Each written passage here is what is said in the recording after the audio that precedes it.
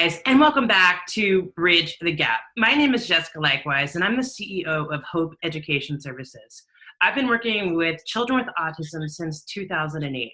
Well, when I first started working with children, there were not a lot of adults with autism, and there wasn't really a unified community of adults with autism. Facebook had just been invented, and people really weren't connected yet. So someone who was living in Utah had really no access to someone who was living in New Jersey, where I'm from. So when I first started, right, adults, people 18 would have been born in 1990. Well, in 1990, there were only 3 out of 10,000 people had autism.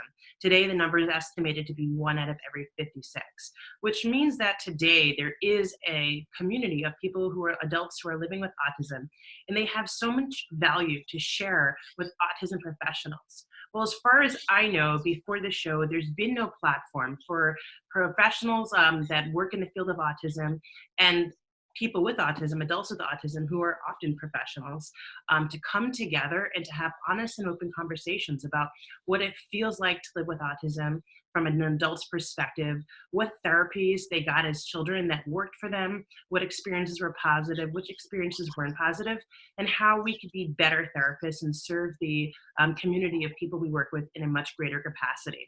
So this is the second show. It is going to air every week. It's Sunday, 9 p.m. Eastern Time. And today I'm very excited to invite Jesse Saperstein on the call as my guest. I've actually done videos with him before. He's amazing. I really enjoy chatting with him, hearing his stories, and he has so much value to share. So Jesse, welcome to Bridge the Gap, and thank you so much for coming on today. My pleasure, Jessica. All right, Jesse, I know we talked about what you wanted to talk about coming onto the show. And you said, you wanted to share what it's like to be Jesse Saperstein, what it's like to be a person living with autism, your experience as a child and your experience today. So let's just jump right into it. In your own words, what has autism meant for you? Well, let's start out with the negative. I always try to be as negative as possible. And if people say, "You're so negative," my response is, no kidding, that's the whole point. A lot of having autism is negative. It's like being trapped in a perpetual catch-22. It's being unable to win. It always seems like you're a loser because the standards of winning are downright impossible. And society does not always delegate the free will to allow you to win. I don't know if you realize this, but a lot of success is at the complete mercy of somebody else. No one can determine their way into getting a job, winning friends, getting a girlfriend or boyfriend. A lot of that is up to whether someone else gives consent. And without that, people with autism do not win. And I'm very fortunate to say, though, that winning does seem a little bit more accessible these days. It's hardly perfect, but it's definitely a lot closer to perfect than, say, in my middle school years. It's interesting because oftentimes when I'm speaking to an adult with autism and I hear about some of the struggles that you're going through, I can relate so much to it. And it may be on a different scale. It may feel different. But I think that the pressure to win in the, especially in the world we live in today, where everything is instantaneous and people live these fake lives on social media, and it's like keeping up with whether it's the Kardashians or the Joneses. It's like you have this like expectation of what you're supposed to be doing based upon what you're seeing everyone else do, but it's almost not even real.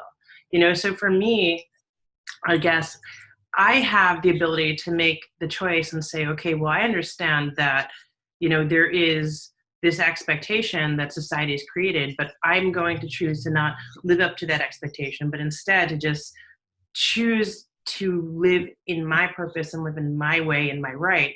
Is that something that's harder for someone with autism than it would be for me to look at this and say, okay, yes, there's these external expectations, but I don't need to meet them. So is it that you feel like you have to meet these expectations to feel validated? What is that for you? Well, as with regards to the Kardashians, I don't think anybody should try to meet those expectations. It should be emphasized that people who look like that have a lot of help. I'm sure that much of it is due to their own tenacity, but no one can look and exist like that without a ton of money and a great deal of help. So I never take those standards too seriously, and neither should anybody else. I often feel like it's never good enough when it comes to the way my apartment looks. I'm very hard on myself. I think, damn, I should have done better at keeping a scrapbook of all of my articles. I should have done better with keeping a journal every day of my life. There's always something that's hurting or nagging at me, but I do in my heart know that compared to a lot of my peers, not that this makes me better than anybody else, but I know that for somebody with Asperger's syndrome, I'm doing exceptionally well. Not too many people with Asperger's are fully employed with a very enviable salary in the human service field, and definitely not too many people with or without autism have written books and speak publicly and get paid for their services. Yeah, absolutely. I mean, you are a very accomplished individual.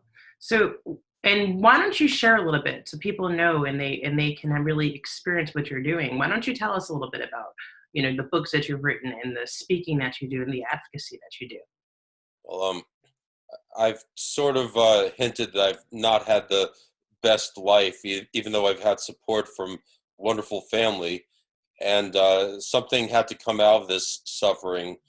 I'm one of the few people who has been able to pay dividends due to the frustrations and near constant rejection throughout life, and that's produced two books, and I've also been featured in a third book by the best-selling authors Jim D. Felice and Taya Kyle. They wrote American Spirit. My 8-page chapter is called Getting Past Barriers. But the main purpose of my career is to make things easier for other people. I don't just want it to be about me. Once in a while, I get an attack of what's called jerkocytosis. An attack of jerkocytosis means the symptoms are thinking I'm better than everybody else, thinking that people should treat me like royalty, and that usually does not last very long. I have people in my life to keep me grounded, but it's about uplifting my peers who do not have book deals to justify better treatment. I'd like to be a legal advocate if possible. I wish that I could work on cases pro bono and people just call me to be a character witness, because I'm positive that a lot of my peers have no malicious intent, but they're prone to legal misunderstandings. Yeah, I mean, absolutely. And that's something that, right, we know we see time and again in the community of people with autism. So you talked about really just being mistreated and as you were a child. And we know that when it comes to bullying, right, children unfortunately can be really cruel, and bullying is a really big problem. And I think it's become a bigger problem today than it was even when we were children. And I experienced a lot of bullying as a child. But when you went home, the bullying stopped. And today, the bullying continues and continues and continues on social media. And I think I even start seeing this trend of adults bullying each other, which is just, to me, I don't even understand how that's possible. But, you talk about when you were younger, being bullied. And, the purpose of this show was really, and addressing child bullying is a different kind of topic. And I think that has to be addressed in a different format. But the purpose of this show is really to address the fact that there's this gap between people who see autism as something to recover and professionals who have this really good intention, but have seemed to have done things that offended a lot of people, because there's a big community of adults living with autism, and they've given negative feedback to professionals. I do believe that if you went into the field of autism, you have a good heart. Most people did it because they want to help, they want to make a difference. I've never met anybody who ever said, like, I want to just destroy this person's life, or I want to torture this person, or, I'm studying special education to make people feel small. And yet you talk about, as a child, there were things that adults and teachers did that really traumatized you. And my guess is, in doing those things, they thought they were doing the right thing. And to make sure that, like you talked about, you wanted from your pain and suffering, other people's experiences to be better. As a professional, I don't want to do those things to the children I work with that traumatize you or anybody else. And I think most professionals wouldn't.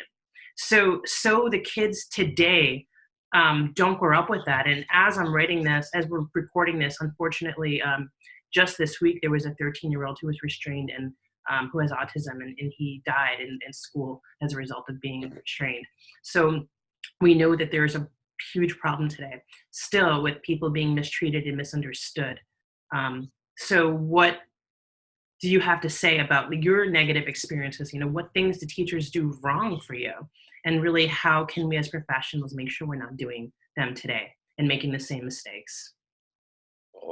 My problems would always come back with a vengeance during transitional periods. I said with a vengeance, meaning that things could be hunky-dory and all of a sudden it would become disastrous overnight. And as a result, I've always grown to hate and fear transitions. Even today, the reason I'm not moving on to another job or career is because I don't want to fix something that's working perfectly. And luckily, as an adult, I have some more autonomy. No one can force me into a different phase when I'm not ready.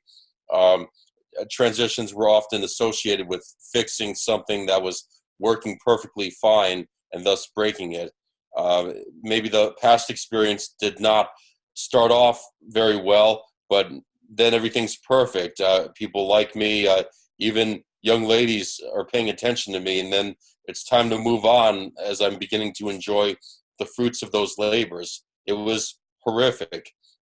Therefore, the best thing that adults can do, including therapists, is show a great deal of patience and treat a transition as though the child is wading into a freezing cold swimming pool in the middle of June when it's summer, only not. And you cannot just expect the child to jump in and go gung-ho and experience that cold shock. They have to wade into the new situation on their own terms. And we have a tendency to want things quick, and snap our fingers and say, okay, you've been here for a week and a half. You need to get used to this already. That's a recipe for absolute chaos. So let the child experience success in steady increments of time. Yeah, so it's interesting because I know that transitions are typically hard for people with autism, and I never heard anyone really verbalize, an adult with autism verbalize why. And when I would explain it to people, I say, well, it's the fear of the unknown. And that's actually not really what you just said. You said that transitions were hard because I was so uncomfortable for so long, and I felt so much pain for so long. And finally, that went away. Like, finally, I built those relationships. Finally, I felt like I could be myself. And as soon as that happened, and everything finally seemed like it was put together, now it was being torn apart again. And I've never really heard that. And I don't think I really knew that's what someone was experiencing who has autism, who's fearful of transition. So being patient and I guess understanding that for every person, whether they have autism or not, they're undergoing a different experience, and having compassion and letting it take as long as it would take. Does that sound right to you? Like that's what you're trying to get at? Yes, obviously not forever, but at the same time, success for somebody on the autism spectrum is different. And there's times when a so-called flaw is actually meant to compensate for much more serious flaw that's going to create bigger problems. For example, let's say a child is shy and they appear to be robotic and uptight. That could be because the last time they had a new experience, they came on too strong and were inappropriate, and they were in trouble. They were shamed into believing that they're inappropriate and bad, and now they feel like they have to walk on a lot of eggshells and say, oh, I can't be like that anymore. And now instead of saying, great job, we're proud of you, keep up the good work, the well-meaning but really inept adults in their lives are saying, come on, you can't be so uptight. You have to relax. It's crazy. And the child is losing their poor mind and thinking, what the hell do you want from me? Who do you want me to be?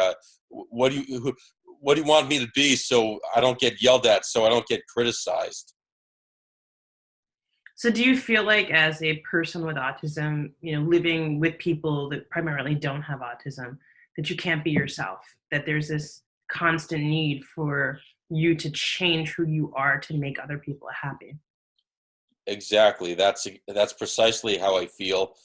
But at this point in my life, I have an expression. The ultimate goal is for maybe no more than 15% of the whole world to be creeped out and despise me with a passion. And if that's the case for anyone, it means you're doing something right.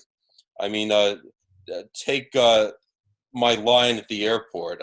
Whenever I get on the airplane, I always say the same thing if I'm seated next to a beautiful young woman, and it seems to be working all the time. So I'm going to keep doing it. I always say, excuse me, flight attendant, I have a complaint to make already. I specifically demanded that I be seated next to a screaming, colicky baby for 2.5 hours, not a gorgeous young woman. And everyone, including the other passengers, seem to find that amusing. And the young ladies they kind of giggle and are flattered.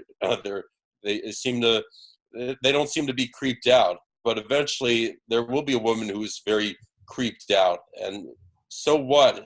I don't care. I'm going to just keep doing it again and again, and I'm not going to let one out of I don't know 25 people ruin it for everybody else, including me.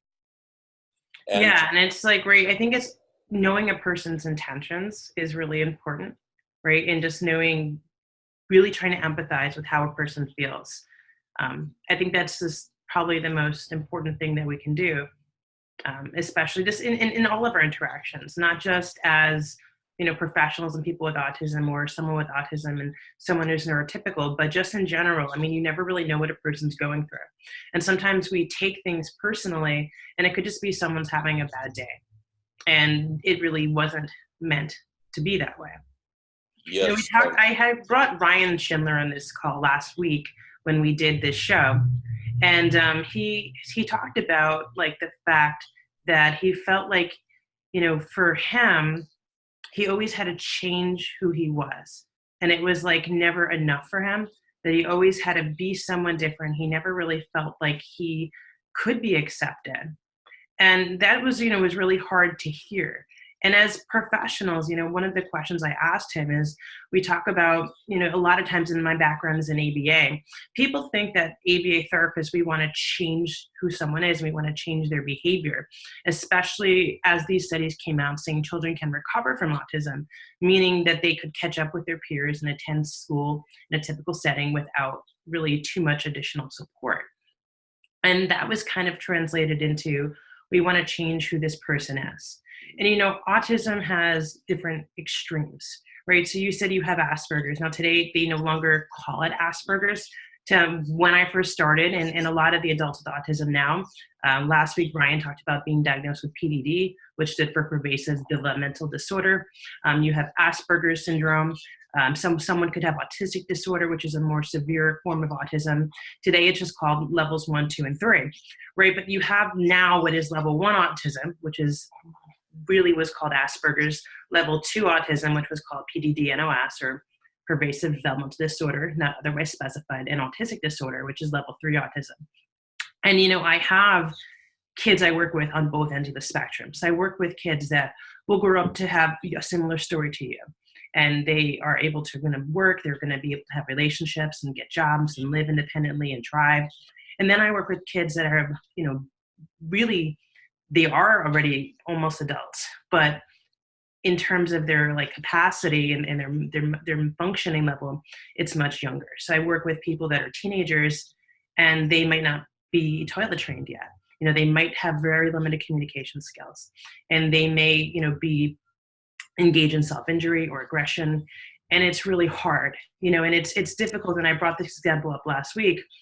You can't treat a person in terms of not how you treat them, but in terms of how you help them and how you try to teach them the same way when they're 5 years old and they're banging their head against the floor and they're endangered. And and I brought this example up, and this is a real example I've seen time and time again, where people have to wear a helmet to keep them physically safe.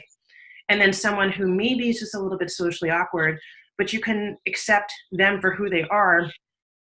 So how do you treat the behavior, and how do you really, is it that we shouldn't be calling it the same thing? I mean, it wasn't called the same thing even 10, 15 years ago. It really changed, and it was 2015 when it changed. Are we making a mistake by calling, saying, okay, autism is a spectrum, but calling it all the same thing? Do we need to stop doing that? And how do we as professionals balance accepting a person for who they are with all of their beautiful traits, whether they might seem quirky to us or different, and just accepting and loving everyone unconditionally exactly as they are, and knowing that they are perfect how they're supposed to be, but then also helping the person and giving them the support they require to have the best quality of life possible. Because it's, I think, a really hard balance not a lot of people are talking about. It makes me sad that now it's not being called Asperger's anymore. I'm going to still call it Asperger's. I'm not going to let a group of doctors who mean well take away the diagnosis. And a lot of people, I think it's an example of fixing something that's been working perfectly fine. People understood what Asperger's is. They associated it with Albert Einstein, and now it's being called something vague. And I know that there's probably a reason, but for me it makes no sense. But it's important to always remember, when you've met one person with autism, you've met one person with autism. And it's important to get to know the actual individual, and why they may be doing certain things, and specifically why they're not able to let go, and what's causing them to fail again and again and again at specific jobs. For me, I've always chosen jobs where it's a very sensitive environment, such as substitute teaching in the human service field, because I take it as a very personal insult when someone says, "This is not for you." I think they should elaborate and tell me what the problem is and how to fix it.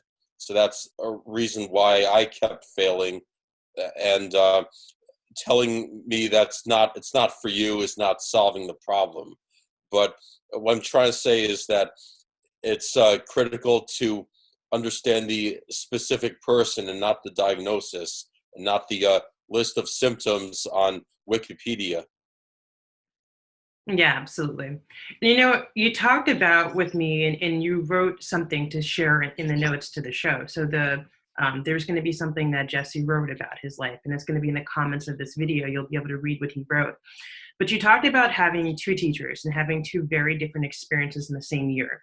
One that treated you in a way that traumatized you, and one that treated you in a way that worked for you really well. And like I said from the beginning, my guess is both had good intentions. But I think by sharing that story, we can learn, what to do and what not to do as teachers and professionals. So can you share that a little bit with us? Now, no names. We're gonna keep the names out of it.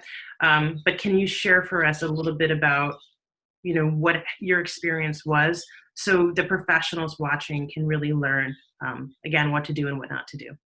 Well, I really do not believe that the first teacher in that year in elementary school had good intentions.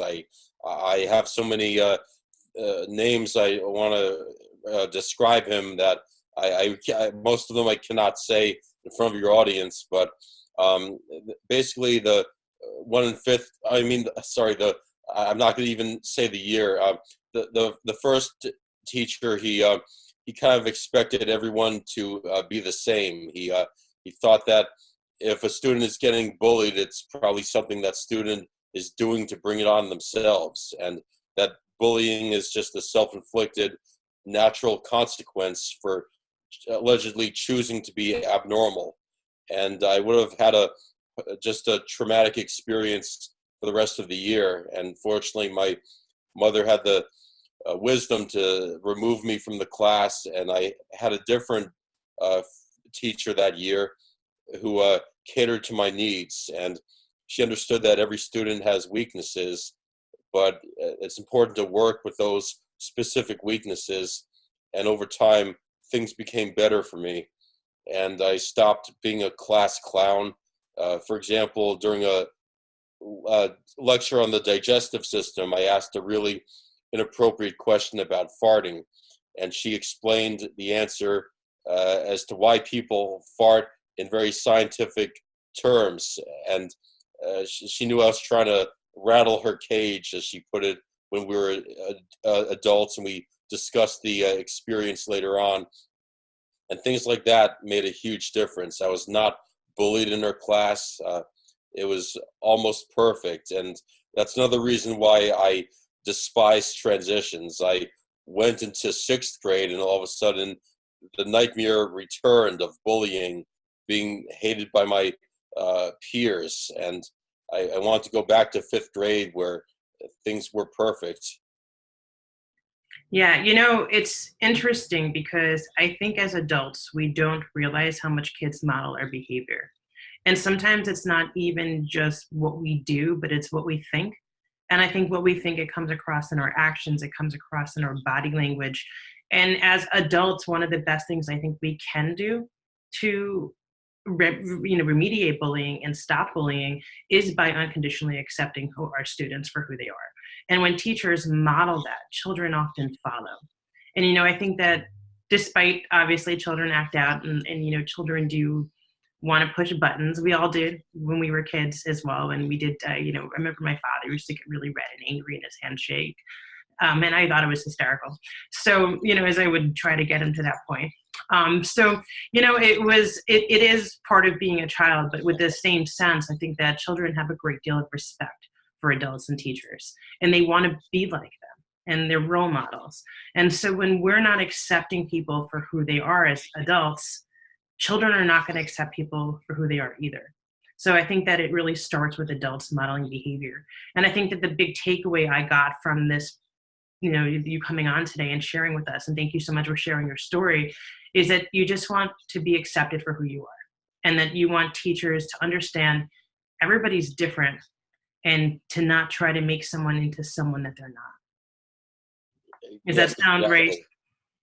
And another important thing to emphasize is that I've always found that it was impossible to solve any of my problems because solving one problem would partially alleviate that, but it would create at least two more problems. And with children, it's critical to focus on whether the newest problems are less severe than the one they're working on. And I'll give you an example of my adult life. When it came time to write my first book in 2008, of course, I did not want to get started. It was frightening. What if I did a terrible job? As a result, there was a lot of procrastination.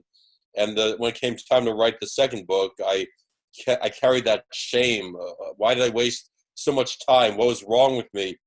And I buckled down and pounded out a book a month before the deadline, but it was a half-assed, mediocre first draft, unlike the first attempt. So that's an example of what usually happens when people anyone, when we try to work on a problem, we deal with new problems. So teachers have to raise kids to the stars and remind them that we know they're trying, we see their efforts, and to keep up the good work, even if it's not always perfect.